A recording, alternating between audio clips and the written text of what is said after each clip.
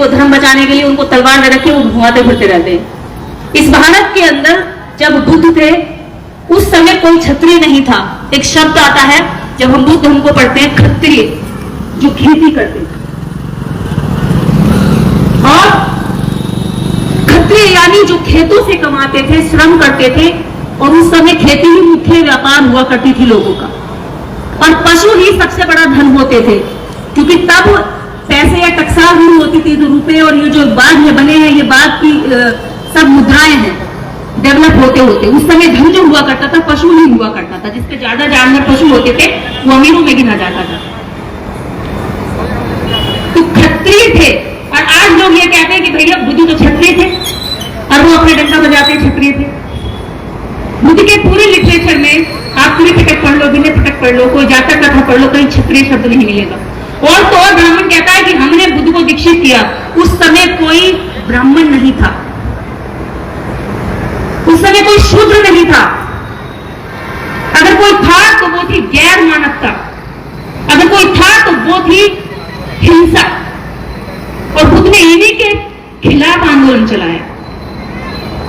जब राजा एक दूसरे को मारकर सीमाओं को कब्जा कर लेते थे, तब बुद्ध ने कहा कि इतनी हिंसा ठीक नहीं है। बुद्ध के किसी भी शब्द में, बुद्ध के किसी भी लिटरेचर में कहीं किसी इन तीन शब्दों का नाम नहीं मिलता, ना क्षत्रिय का, ना ब्राह्मण का, ना वैश्य का, और ना ही शूद्र का।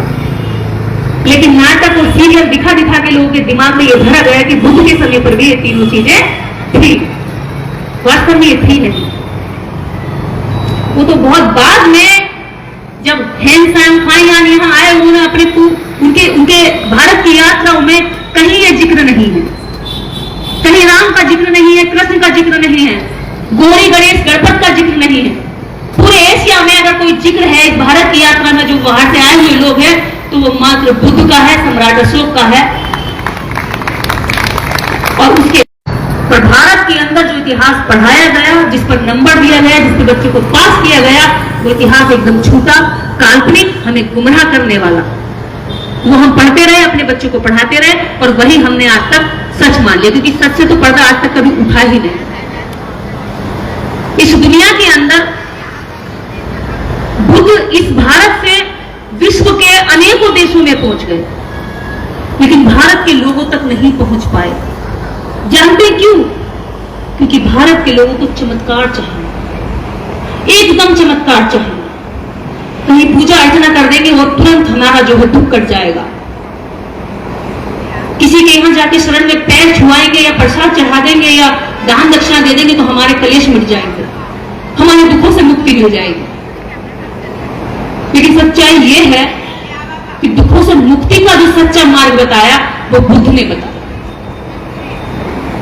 और सच बताऊं, अगर वास्तव में कोई चमत्कार कर सकता है इस विश्व के अंदर, अगर किसी ने किया है, खासकर भारत के लोगों के लिए किया है, तो मैं ये मानती हूं कि बाबा साहब अंबेडकर उस देश के उन महापुरुषों ने किया है जिन्होंने वास्तव में बलिदान दिया, जिनके शरीरों पर चिथड़े नहीं हुआ करते थे, आज उनके शरीरों पर सूट बूट है डॉक्टर अंबेडकर के संविधान की बदौलत। इससे बड़ा चमत्कार और क्या होगा?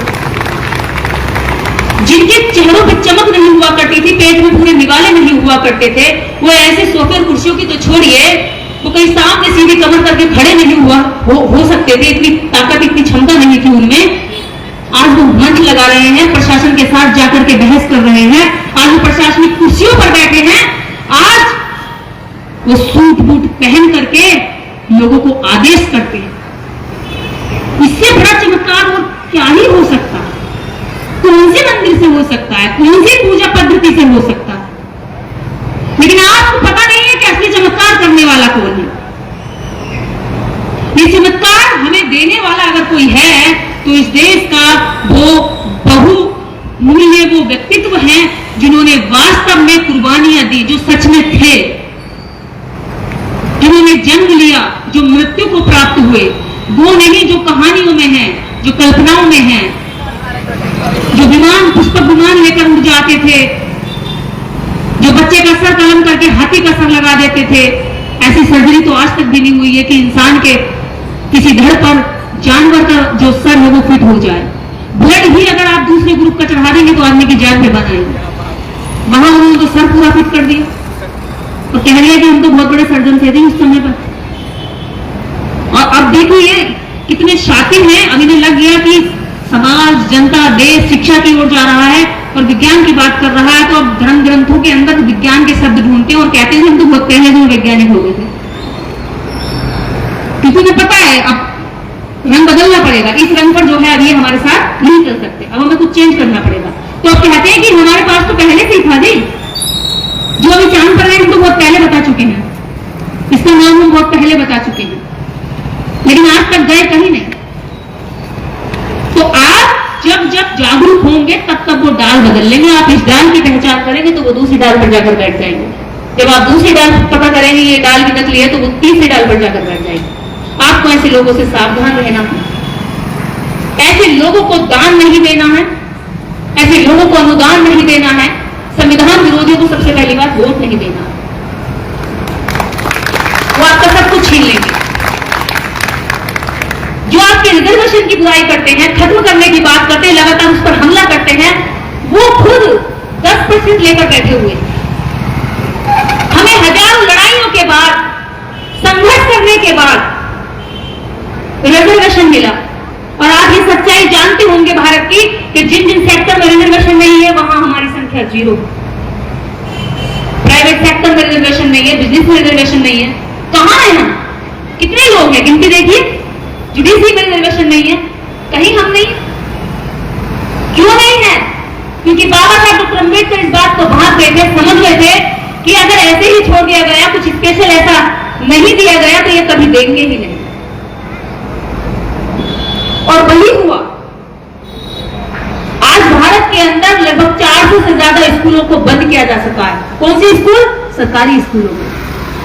क्योंकि उन्हीं स्कूलों से पढ़ लिख करके आप और हम जो इस जनरेशन के लोग बैठे हैं, कर्मचारी बने, अधिकारी बने, IAS तक बन गए, PCS बन गए, उन्हीं प्राइमरी स्कूलों से आकर के।